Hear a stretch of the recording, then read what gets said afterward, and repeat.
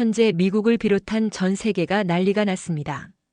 CNN 감독이 공개한 한 다큐멘터리 때문인데요. 그 제목은 바로 서울 지하철의 얼굴들이었습니다. 이 다큐멘터리를 본 뉴욕 시민들은 우리는 기술은 있지만 이런 시민은 없다며 충격에 빠졌어요. 파리와 런던에서는 우리도 저렇게 만들 수 있을까라는 토론이 벌어졌습니다. 싱가포르 정부는 아예 서울 지하철 벤치마킹 팀을 구성했죠.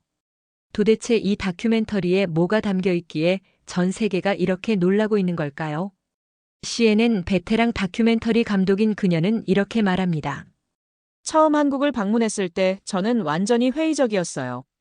하지만 서울에서 보낸 일주일이 제 인생을 완전히 바꿔놓았습니다. 냉소적이던 미국 여성을 감동의 눈물로 만든 서울 지하철의 특별한 이야기를 지금부터 들려드리겠습니다. 저는 지금까지 도시를 바라볼 때 냉소적인 시선을 갖고 있었습니다. 특히 아시아 도시들에 대해서는 더욱 그랬죠. 하지만 인천공항에 발을 디딘 순간부터 뭔가 다르다는 걸 느꼈어요. 공항철도를 타자마자 놀란 건 정시성이었습니다. 열차가 정확히 시간표대로 도착했거든요. 뉴욕 지하철에서는 상상도 할 수 없는 일이죠. 안내방송이 한국어, 영어, 중국어, 일본어로 차례로 흘러나왔습니다. 저는 속으로 생각했어요. 이건 그냥 쇼 아닌가? 승객들의 행동이 더 신기했습니다. 모두가 줄을 서서 기다리고 있었거든요. 열차가 도착하면 내리는 사람들을 먼저 기다린 다음 질서정연하게 탑승했어요. 아무도 밀치지 않았습니다. 소리 지르는 사람도 없었죠. 서울역에서 앤드류 밀러 교수를 만났을 때 저는 의심스러운 마음을 숨기지 않았습니다. 교수님, 이 사람들이 정말 평소에도 이렇게 행동하나요? 앤드류는 웃으며 대답했어요. 엘리자, 이건 시작에 불과해요. 지하철 2호선을 타고 건대 입구로 향하는 동안 저는 계속 관찰했습니다. 좌석에 앉은 젊은이들이 노인이 타면 자연스럽게 자리를 양보했어요. 누가 시키지도 않았는데 말이죠. 임산부가 타자 여러 사람이 동시에 일어나려 했습니다. 이상해요. 저는 앤드류에게 말했어요. 너무 완벽해 보여서 오히려 의심스러워요. 마치 연출된 것 같다고요. 앤드류는 고개를 저었습니다. 엘리자, 당신은 집단주의를 통제로만 해석하고 있어요. 하지만 이건 배려예요. 전동차 안에서 핸드폰으로 통화하는 사람이 거의 없다는 것도 놀라웠습니다. 모두가 조용히 책을 읽거나 스마트폰을 보고 있었어요. 뉴욕 지하철의 시끄러운 분위기와는 정반대였죠. 왜 이렇게 조용한 거예요? 제가 물었습니다. 앤드류가 설명했어요. 다른 사람에게 피해를 주지 않으려는 마음이에요. 이건 법으로 정해진 게 아니라 자연스럽게 형성된 문화입니다. 역사 내부의 시설들도 인상적이었습니다. 스크린 도어가 모든 역에 설치되어 있었고 비상벨과 인터폰이 곳곳에 있었어요. LED 안내판은 실시간으로 열차 도착 시간을 알려주고 있었습니다. 과한 것 같지 않나요? 저는 의문을 제기했어요. 이 정도로 안전장치가 필요한 건가요? 앤드류는 잠시 침묵했다가 말했습니다. 내일 그 이유를 알게 될 거예요. 호텔로 향하는 택시 안에서 저는 하루를 정리해봤습니다. 분명히 인상적이었어요. 하지만 뭔가 석연치 않은 기분도 들었습니다. 너무 완벽해서 오히려 비현실적으로 느껴졌거든요. 내일부터 본격적인 촬영이 시작되겠네요. 저는 앤드류에게 말했어요. 진짜 모습을 볼 수 있을까요? 앤드류는 의미심장하게 웃었습니다. 엘리자, 오늘 본 게 진짜예요. 당신이 아직 믿지 못할 뿐이죠. 창밖으로 보이는 서울의 야경이 아름다웠습니다. 하지만 저는 여전히 회의적이었어요. 과연 이 도시가 겉보기만큼 질서정연할까 하는 의심을 떨칠 수 없었거든요. 다음 날 아침 저는 9호선 기관사 정민우 씨를 만나기 위해 개화산역으로 향했습니다. 플랫폼에서 기다리는 동안 승객들의 행동을 유심히 관찰했어요. 할머니 한 분이 계단을 오르내리는데 어려움을 겪고 계셨습니다. 그러자 젊은 남성이 다가가서 자연스럽게 도움을 드렸어요. 특별한 일도 아닌 듯 말이죠. 저는 카메라를 돌렸습니다. 저기 보세요. 저는 앤드류에게 말했어요. 분명히 카메라를 의식한 행동일 거예요. 하지만 앤드류는 고개를 저었습니다. 매일 볼 수 있는 풍경이에요. 지하철이 도착했을 때 승객들의 움직임이 흥미로웠습니다. 내리는 사람들을 위해 양쪽으로 비켜서는 모습이 마치 안무를 보는 것 같았어요. 아무도 지시하지 않았는데도 자연스럽게 이루어지고 있었습니다. 기관실에서 정민우 씨를 만났을 때 첫인상은 진중함이었습니다. 그는 30대 초반의 젊은 남성이었지만 눈빛에서 깊은 책임감이 느껴졌어요. 기관사로 일하시면서 가장 중요하게 생각하는 게 뭔가요? 제가 물었습니다. 정민우 씨는 잠시 생각하더니 답했어요. 정시 운행이요. 하지만 그보다 더 중요한 건 승객들의 안전입니다. 저는 좀 더 날카로운 질문을 던졌습니다. 정시 운행에 대한 압박이 심하지 않나요?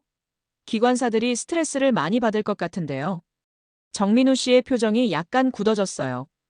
압박이라고 생각해 본 적은 없습니다. 그가 조용히 말했어요. 승객들은 저에게 자신의 하루를 맡기는 거거든요. 제가 몇 초 늦는 건 어떤 사람에겐 중요한 약속을 놓치는 일이에요. 면접을 놓칠 수도 있고 가족과의 시간을 잃을 수도 있죠. 그의 대답에 저는 할 말을 잃었습니다.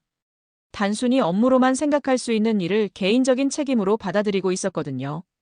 할아버지가 대구 지하철 참사 때 돌아가셨어요. 정민우 씨가 갑자기 말했습니다. 그분도 기관사셨거든요. 마지막까지 승객들을 대피시키려다가 돌아가셨죠. 저는 깜짝 놀랐습니다. 대구 지하철 참사에 대해서는 들어본 적이 있었지만 개인적인 연관이 있다는 건 몰랐거든요. 그래서 기관사가 되신 건가요?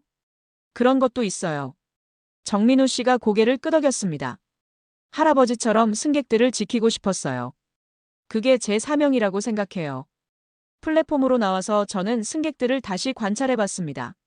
노약자석이 비어있는데도 젊은 사람들이 앉지 않고 서 있었어요. 임산부 배지를 단 여성이 타자 여러 사람이 동시에 자리를 양보하려 했습니다. 이게 정말 자연스러운 행동인가요? 저는 여전히 의심했어요. 누가 가르쳐 준 것 같지 않은데요? 앤드류가 대답했습니다. 가정에서부터 시작되는 교육이에요. 어릴 때부터 다른 사람을 배려하는 게 당연하다고 배우죠. 러시아워 시간이 되자 승객들이 몰려들었습니다. 하지만 여전히 질서는 유지되고 있었어요. 사람들이 많아도 밀치거나 소리 지르는 사람은 없었습니다. 한 외국인 관광객이 길을 물어보자 여러 사람이 동시에 도움을 주려 했습니다. 심지어 스마트폰으로 번역 앱을 켜서 설명해주는 사람도 있었어요. 저렇게까지 할 필요가 있나요? 제가 물었습니다. 앤드류는 웃으며 답했어요. 한국에서는 손님을 잘 대접하는 게 미덕이에요. 외국인은 더욱 소중한 손님이죠. 하루 촬영을 마치고 호텔로 돌아가는 길에 저는 혼란스러웠습니다. 분명히 인상적인 장면들이었지만 여전히 의심스러운 마음이 들었거든요. 정말 이런 일들이 매일 일어나는 걸까요? 셋째 날 저는 스크린도어에 대해 자세히 알아보기로 했습니다. 왜 모든 역에 이런 시설이 필요한지 궁금했거든요. 솔직히 말하면 과잉 안전장치라는 생각이 들었어요. 이 정도로 안전시설이 필요한 건가요? 저는 앤드류에게 물었습니다. 뉴욕이나 런던 지하철에는 이런 게 없어도 잘 돌아가는데요. 앤드류의 표이 진지해졌어요. 2003년 대구 지하철 참사에 대해 아세요? 앤드류가 물었습니다. 저는 대충 들어본 정도라고 답했어요. 그러자 앤드류가 노트북을 꺼내더니 당시 다큐멘터리 영상을 보여줬습니다. 영상을 보는 순간 저는 충격을 받았습니다. 한 남성이 지하철에 불을 지르면서 시작된 참사였어요. 192명이 사망하고 148명이 부상을 당했습니다. 상상할 수 없는 끔찍한 일이었죠. 이 사건 이후 모든 역에 스크린도어가 설치됐어요. 앤드류가 설명했습니다. 그리고 지하철 직원들의 안전교육도 대폭 강화됐죠. 이제는 화재 대응 훈련을 철인 3종경기 수준으로 받아요. 저는 말문이 막혔습니다. 제가 과잉이라고 생각했던 안전시설들이 모두 이런 비극적인 경험에서 나온 거였거든요. 그럼 이 모든 시설들이 그래요. 누군가의 죽음을 기억하고 다시는 그런 일이 일어나지 않게 하려는 의지예요. 앤드류의 목소리에 무게감이 느껴졌습니다. 지하철역을 다시 둘러보니 모든 게 다르게 보였습니다. 스크린도어, 비상벨, 인터폰, 소화기, 비상구 표시. 이 모든 것들이 단순한 시설이 아니라 생명을 지키려는 간절한 마음에서 나온 거였어요. 역무원 박지영 씨를 만났을 때 그녀는 10년 경력의 베테랑이었습니다. 참사 이후 달라진 점이 있나요? 제가 물었어요. 박지영 씨는 진지한 표정으로 답했습니다. 모든 게 달라졌어요. 안전교육부터 승객 대응 방식까지요. 지금은 한 달에 한 번씩 비상상황 훈련을 받아요. 화재 대피, 정전 대응, 의료 응급 상황까지 모든 경우를 대비하죠. 힘들지 않나요? 제가 물었습니다. 박지영 씨는 고개를 저었어요. 힘들긴 하지만 필요한 일이에요. 승객들의 생명을 책임지는 일이거든요. 지하철 관제실을 방문했을 때 더욱 놀랐습니다. 수십 개의 모니터가 모든 역과 열차의 상황을 실시간으로 보여주고 있었어요. 직원들은 24시간 교대로 근무하며 작은 이상 징후도 놓치지 않으려 애쓰고 있었습니다.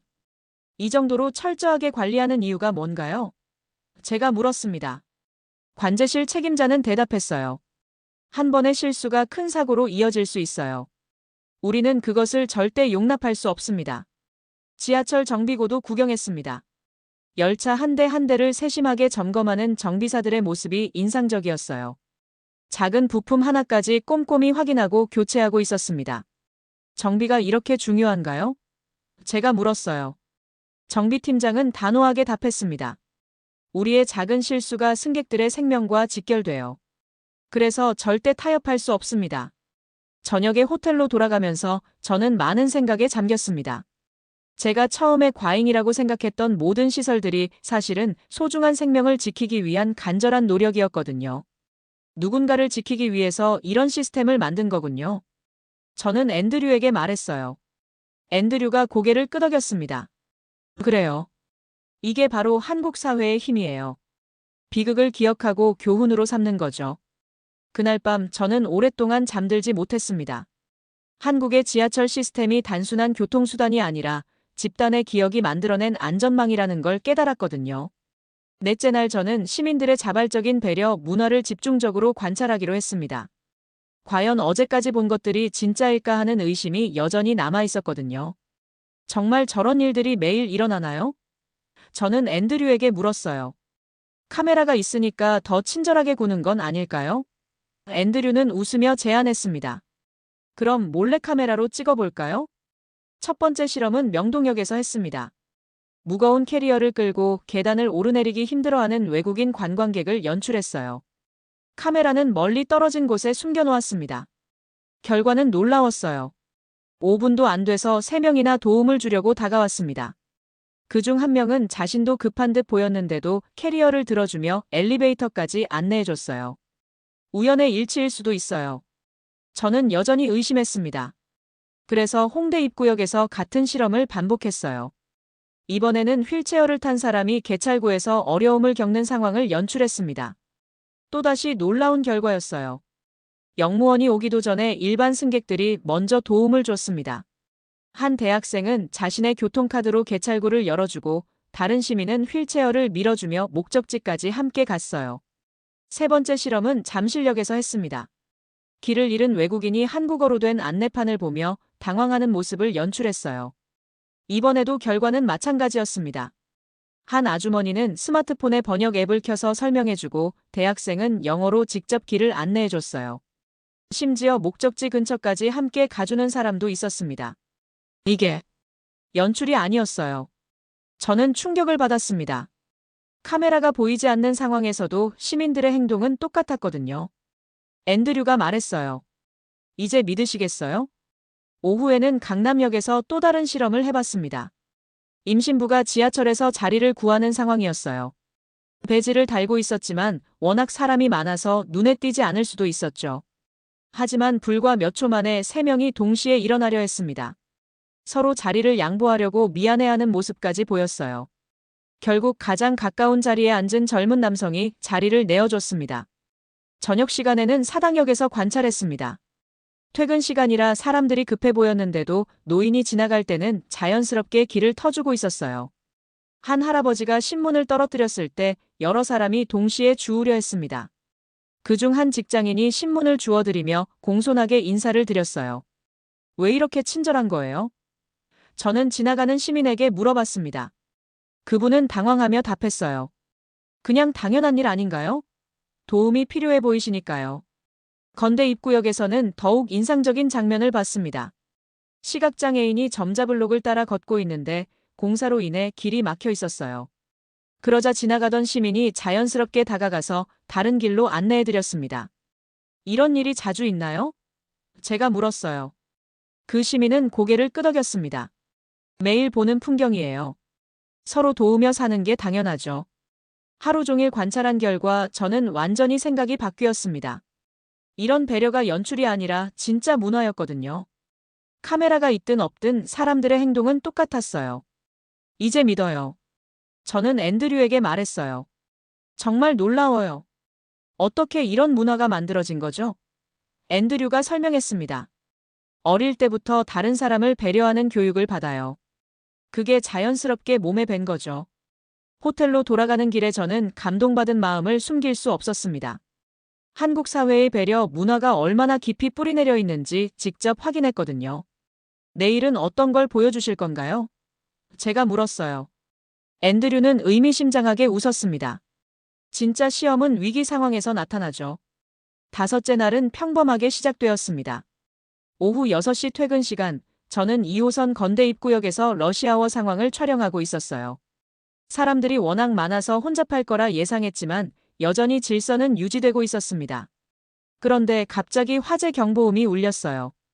화재가 발생했습니다. 승객 여러분께서는 침착하게 대피해 주시기 바랍니다. 방송이 나오자 저는 긴장했습니다. 이제 진짜 한국인들의 민낯을 볼 수 있겠네요. 저는 속으로 생각했어요. 위급 상황에서는 누구나 이기적이 되기 마련이거든요. 뉴욕에서 비슷한 상황을 본 적이 있는데 정말 아수라장이었거든요. 하지만 제 예상은 완전히 빗나갔습니다. 승객들은 당황하기는 했지만 밀거나 소리 지르는 사람은 아무도 없었어요. 오히려 서로를 배려하며 차분히 움직이고 있었습니다. 가장 놀라운 건 노약자와 외국인을 먼저 대피시키는 모습이었어요. 젊은 사람들이 자발적으로 할머니, 할아버지들을 부축해서 안전한 곳으로 안내하고 있었습니다. 박지영 영무원은 더욱 놀라웠어요. 한국어, 영어, 중국어로 차례차례 안내방송을 하며 승객들을 진정시키고 있었습니다. 그녀의 목소리에는 전혀 당황한 기색이 없었어요. 한 외국인 관광객이 갈 곳을 몰라 헤매고 있었습니다. 그러자 여러 시민들이 동시에 다가가서 도움을 줬어요. 누군가는 영어로 설명하고 다른 사람은 손짓으로 방향을 가리켜줬습니다. 휠체어를 탄 장애인도 있었는데 젊은 남성 3명이 휠체어를 들고 계단을 내려가고 있었어요. 괜찮으세요? 천천히 가세요. 배려하는 말까지 잊지 않았습니다. 정민우 기관사는 마지막까지 역사에 남아 있었어요. 모든 승객이 안전하게 대피했는지 직접 확인하고 있었습니다. 아직 안에 사람이 있나요? 그는 각 칸을 하나씩 점검했어요. 저는 이 모든 상황을 카메라에 담으며 감탄했습니다. 이건 매뉴얼대로 움직이는 게 아니었어요. 몸에 밴 배려 문화가 위기 상황에서 진가를 발휘하고 있었거든요. 3분 후 화재 경보가 오작동이었다는 방송이 나왔어요. 승객 여러분께 죄송합니다. 화재 경보 시스템 점검 중 발생한 오작동이었습니다. 하지만 아무도 불평하지 않았어요. 오히려 사람들은 서로의 안전을 확인하며 안도의 표정을 짓고 있었습니다. 놀라셨죠? 괜찮으세요? 서로를 걱정하는 말들이 여기저기서 들렸어요. 정민우 씨가 다가와서 말했습니다. 다행히 오작동이었네요. 하지만 이런 훈련이 필요해요. 실제 상황에서 당황하지 않으려면요. 그의 얼굴에는 여전히 긴장감이 남아 있었어요. 박지영 영무원도 마찬가지였습니다. 항상 대비하고 있어야 해요. 승객들의 안전이 최우선이거든요. 그녀는 아직도 역사 곳곳을 살피며 이상이 없는지 확인하고 있었어요. 저는 충격을 받았습니다. 단 3분 동안의 상황이었지만 한국 사회의 진면목을 똑똑히 본 거였거든요. 이건 매뉴얼이 아니라 몸에 새겨진 문화야. 저는 혼잣말처럼 중얼거렸어요. 앤드류가 다가왔습니다. 어떠세요? 이제 믿으시겠어요? 저는 고개를 끄덕였어요. 정말 놀라워요. 뉴욕에서 이런 상황이면 아수라장이 됐을 텐데요. 지하철이 정상 운행을 재개하자 승객들이 다시 플랫폼으로 돌아왔습니다. 방금 전 일이 있었다는 게 믿어지지 않을 정도로 차분한 분위기였어요. 모두가 양보하며 질서정연하게 탑승했습니다. 한 할아버지가 저에게 말씀하셨어요. 외국에서 오셨나요? 놀라셨을 텐데 괜찮으세요? 오히려 제 안부를 걱정해 주시는 모습에 감동받았습니다. 한국 사람들은 항상 이렇게 침착한가요? 제가 물었어요. 할아버지가 웃으며 답하셨습니다. 서로 도우며 살아야죠. 그게 사람 사는 이치 아니겠어요? 지하철 안에서도 방금 전 상황에 대해 이야기하는 사람들이 있었어요. 다행히 오작동이었네. 그래도 대피 훈련이 된 것 같아서 좋았어. 같은 긍정적인 반응들이었습니다. 외국인 관광객 중 한 명이 저에게 다가왔어요. 정말 놀라워요. 우리나라였다면 난리가 났을 텐데 여기 사람들은 너무 차분해요. 그의 말에 저도 공감했습니다. 저녁에 호텔로 돌아가면서 저는 오늘 일을 정리해봤습니다. 위기 상황에서 보여준 한국인들의 모습이 계속 떠올랐어요. 이건 교육으로만 만들어질 수 있는 게 아니었습니다. 어떻게 이런 문화가 가능한 거죠? 저는 앤드류에게 물었어요. 앤드류가 설명했습니다. 공동체 의식이 깊이 뿌리내려 있어요. 개인보다 전체를 먼저 생각하는 문화죠. 하지만 개인의 자유는 어떻게 되는 거예요? 저는 여전히 의문이 있었어요. 앤드류가 답했습니다. 진정한 자유는 책임감 있는 선택에서 나와요. 다른 사람을 배려하는 것도 그런 선택이죠. 그날 밤 저는 오늘 촬영한 영상을 다시 봤습니다. 위기 상황에서도 서로를 배려하는 모습들이 감동적이었어요. 이런 장면을 본사에 보내면 분명 놀랄 거라고 생각했습니다. 여섯째 날 아침 저는 서울역에서 마지막 촬영을 준비하고 있었습니다.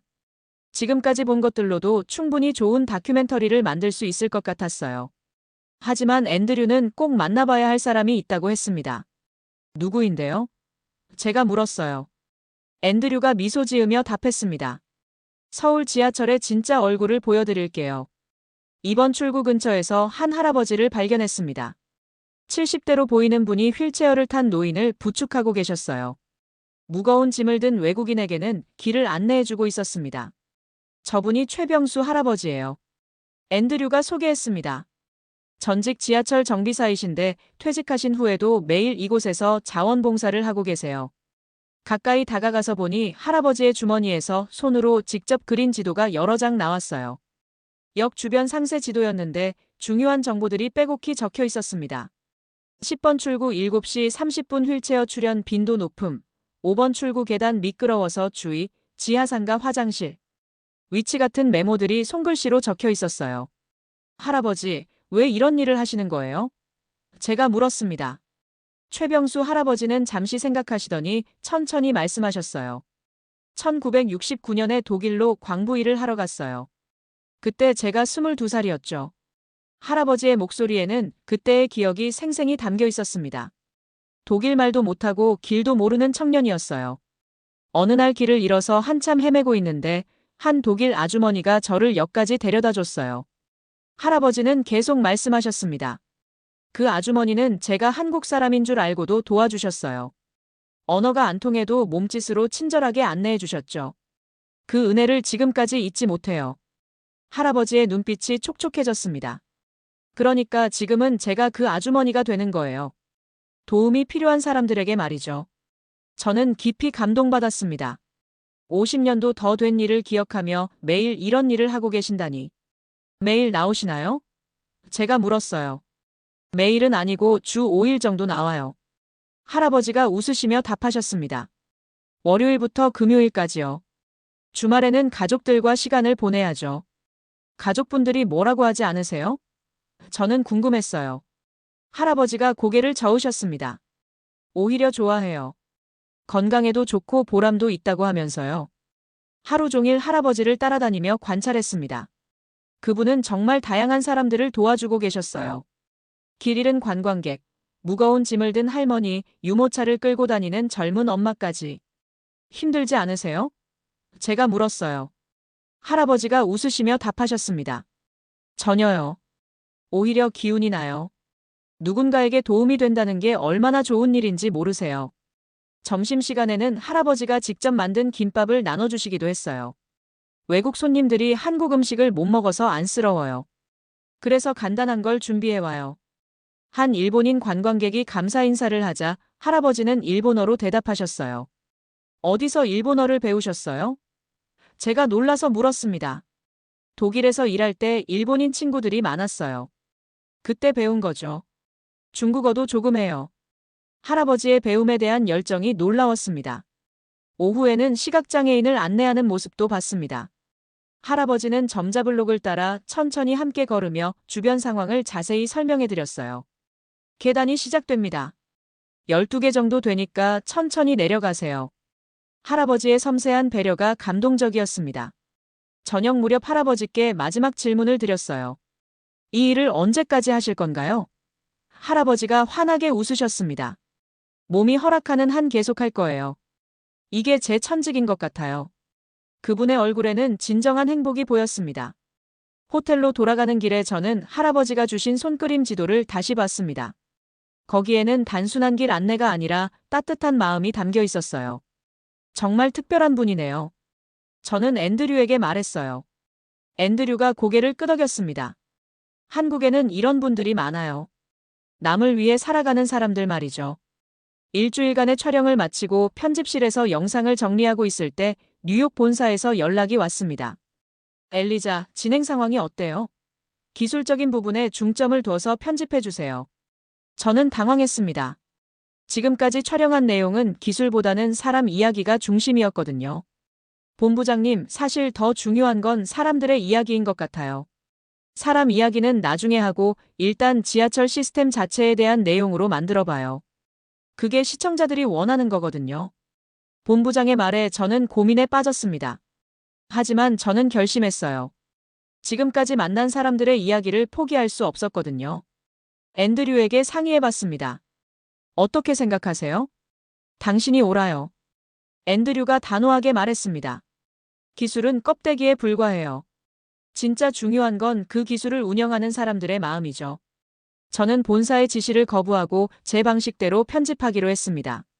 제목은 서울 지하철의 얼굴들로 정했어요. 정민우 씨, 박지영 씨, 최병수 할아버지의 이야기를 중심으로 구성했습니다. 편집하면서 저는 계속 감동받았어요. 화재 경보 상황에서 보여준 시민들의 모습, 할아버지의 따뜻한 손길, 기관사와 영무원들의 책임감까지. 모든 게 진짜였거든요. 이런 다큐멘터리는 처음 만들어봐요. 저는 앤드류에게 말했어요. 보통은 시스템이나 기술에 대해서만 다루는데 이번엔 완전히 달라요. 앤드류가 격려해줬습니다. 그래서 더 의미 있는 거예요. 사람의 이야기가 들어간 다큐멘터리가 진짜 감동을 주거든요. 편집을 마치고 본사에 보냈을 때 반응은 예상과 달랐어요. 처음에는 의아해했지만 내용을 본 후에는 극찬이었습니다. 이런 관점은 생각해보지 못했네요. 방영 일주일 전에 뉴욕에서 시사회를 했습니다. 참석한 언론인들과 평론가들의 반응이 뜨거웠어요. 기술 다큐멘터리라고 생각했는데 완전히 다른 이야기네요. 서울 지하철의 진짜 힘은 시민들에게 있다는 메시지가 인상적이에요. 한 평론가가 말했습니다. 우리도 이런 시민의식을 배워야겠어요. 방영 당일 시청률이 예상보다 훨씬 높게 나왔습니다. 그리고 방영 후 반응이 폭발적이었어요. CNN 홈페이지에는 댓글이 수천 개씩 달렸습니다. 정말 감동적이었어요. 한국에 꼭 가보고 싶어졌어요. 우리 도시도 이런 문화를 만들 수 있을까요? 기술보다 사람이 더 중요하다는 걸 깨달았어요. 뉴욕타임스에서 인터뷰 요청이 왔어요. 어떻게 이런 관점으로 접근하게 됐나요? 기자가 물었습니다. 저는 솔직하게 답했어요. 처음에는 저도 회의적이었어요. 하지만 일주일 동안 지켜보니 진짜 감동적인 이야기들이 너무 많았거든요. 그걸 전 세계에 알려야 한다고 생각했어요. 파리의 한 방송국에서도 연락이 왔습니다. 파리 지하철도 이런 시각으로 다뤄볼 수 있을까요? 싱가포르, 도쿄에서도 비슷한 요청들이 들어왔어요. 세계적인 반향을 일으키고 있네요. 앤드류가 기뻐했습니다. 서울의 이야기가 전 세계로 퍼져나가고 있어요. 런던의 한 도시계획가가 이메일을 보내왔어요. 우리도 기술만 생각했는데 시민의식의 중요성을 깨달았어요. 런던도 변화가 필요해요. 3주 만에 유튜브 조회수가 500만을 넘겼습니다. 댓글을 읽어보니 전 세계 사람들이 감동받고 있었어요. 한국 사람들 정말 대단해요. 우리나라도 이렇게 됐으면 좋겠어요. CNN 본사에서 시리즈 제작을 제안했습니다. 다른 도시들도 이런 시각으로 다뤄보면 어떨까요? 하지만 저는 고민이 됐어요. 어떤 도시든 서울처럼 할 수 있을까요? 저는 앤드류에게 물었어요. 앤드류가 생각에 잠겼습니다. 쉽지는 않겠지만 불가능하지도 않을 거예요. 방영 한 달 후 서울시에서 감사패를 보내왔습니다. 서울의 진면목을 전 세계에 알려주셔서 감사합니다. 정민우 씨와 박지영 씨, 최병수 할아버지도 기뻐하셨어요. 우리가 하는 일이 이렇게 의미 있는 일이었구나. 정민우 씨가 말했습니다. 앞으로 더 열심히 해야겠어요. 마지막 날 아침 저는 서울역 플랫폼에 서 있었습니다. 일주일 전과는 완전히 다른 마음이었어요. 처음 왔을 때는 냉소적이었는데 지금은 떠나기 싫은 마음뿐이었습니다. 정말 떠나야 하나요? 앤드류가 물었어요. 저는 고개를 끄덕였지만 마음은 무거웠습니다. 회사에서 다음 프로젝트가 기다리고 있어요. 지하철이 도착했을 때 저는 울컥했습니다. 지난 일주일 동안 수없이 탔던 지하철이었는데 이제 마지막이라니. 승객들의 질서정연한 모습도 이제는 자연스럽게 느껴졌어요. 엘리자, 괜찮아요? 앤드류가 걱정스럽게 물었습니다. 저는 눈물을 참으며 답했어요. 괜찮아요. 그냥 아쉬워서요. 인천공항으로 가는 동안 저는 창밖 풍경을 바라봤습니다. 정말 많은 것이 변했어요. 한국에 대한 생각도, 도시에 대한 관점도, 그리고 사람에 대한 믿음도 달라졌습니다. 돌아가면 이 모든 걸 잊을 것 같아요. 저는 솔직하게 말했어요. 뉴욕의 바쁜 일상 속에서 서울에서의 감동을 유지할 수 있을지 확신이 서지 않았거든요. 앤드류가 진지하게 말했습니다. 그럼 남아서 누군가에게 알려줘요. 이걸 잊지 않게 하는 방법은 계속 나누는 거예요. 공항에 도착해서도 저는 망설였습니다. 정말 떠나야 할까? 서울에서 더 많은 이야기를 발굴할 수는 없을까? 하지만 비행기 시간은 정해져 있었어요. 탑승구에서 앤드류와 마지막 인사를 나눴습니다. 정말 고마웠어요. 교수님 덕분에 새로운 세상을 봤어요. 앤드류도 감동받은 듯 했습니다. 저도 많이 배웠어요. 당신의 시각 덕분에 한국을 새롭게 볼 수 있었거든요. 압드류가 말했습니다. 언젠가 또 만날 거예요. 비행기에 올라타면서 저는 결심했습니다. 이 경험을 절대 잊지 않겠다고. 그리고 더 많은 사람들에게 알리겠다고 다짐했어요. 뉴욕에 도착한 후 며칠 동안 저는 적응하기 힘들었습니다. 지하철을 탈 때마다 서울이 그리웠어요. 사람들이 밀치고 소리 지르는 모습을 보면 답답했습니다. 왜 이렇게 다를까? 저는 혼자 중얼거렸어요. 서울에서는 당연했던 배려가 뉴욕에서는 찾아보기 힘들었거든요.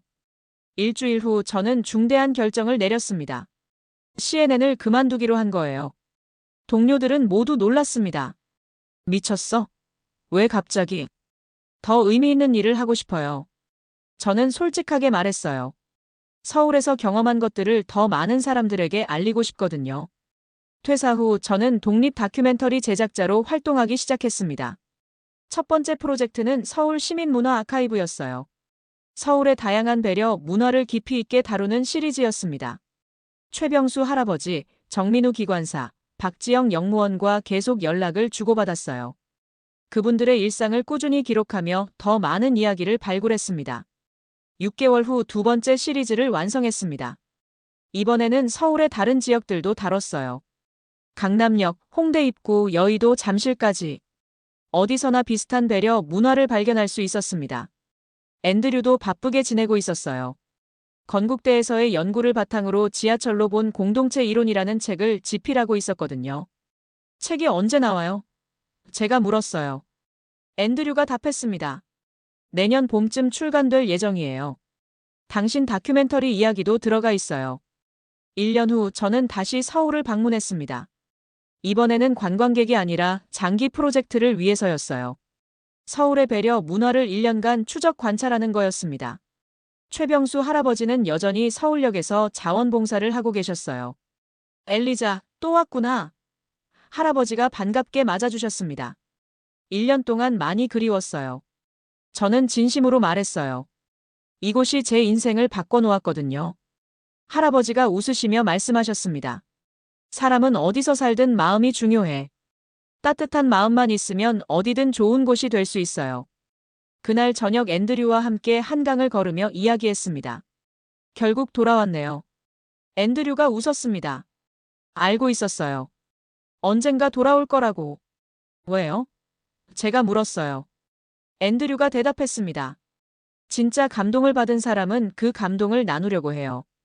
당신이 바로 그런 사람이거든요. 지금 저는 서울에 정착해서 다큐멘터리 작업을 계속하고 있습니다. 매일 지하철을 타며 새로운 이야기들을 발견해요. 서울은 정말 끝없는 이야기가 있는 도시입니다. 가끔 뉴욕 친구들이 물어봐요. 정말 행복해? 저는 자신있게 답해요. 네, 정말 행복해요. 이곳에서 진짜 의미 있는 일을 하고 있거든요.